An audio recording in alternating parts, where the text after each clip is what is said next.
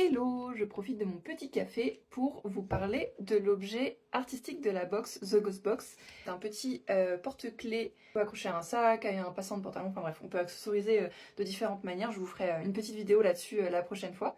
Mais donc cet objet-là, comment il s'est retrouvé dans la box? Dans la box, il y a toujours un objet artistique et d'habitude c'est moi qui le fais. Mais là, j'avais envie de faire une collab avec d'autres artistes aussi au passage. Mais avec Liminal Rings, je l'avais un peu en tête depuis un moment. Je vous explique.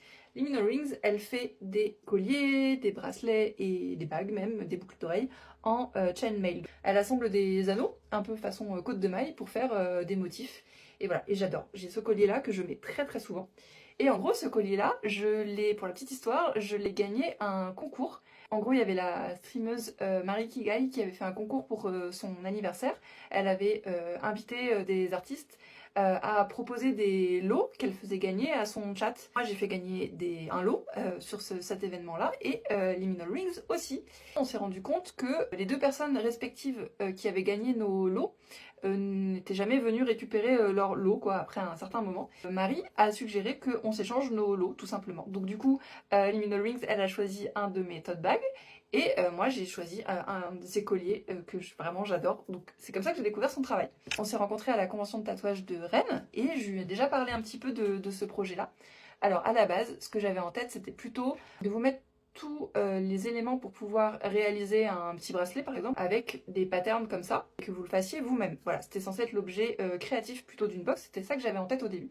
Sauf que je me suis rendu compte que ça allait être hyper compliqué et surtout trop cher, parce qu'en fait pour ouvrir les anneaux il faut minimum une pince, mais même plutôt deux normalement. Moi je fais ça à l'arrache avec une seule pince, mais en fait il en faut plutôt deux. Rien que les pinces, beaucoup trop cher pour mettre dans une box, entre les pinces, les anneaux plus tout le reste, c'est pas possible, ça rentrait pas dans le budget. Donc je lui ai demandé si c'était possible qu'elle me fasse du coup des objets tout faits pour mettre dans la box. À la base mon pitch c'était de partir sur un peu vous savez les chaînes qu'ils ont les fantômes avec le boulet au bout dans les représentations un peu à l'ancienne. Je lui ai donné le thème de la box, des mots-clés, des idées, la vibe que je voulais un petit peu.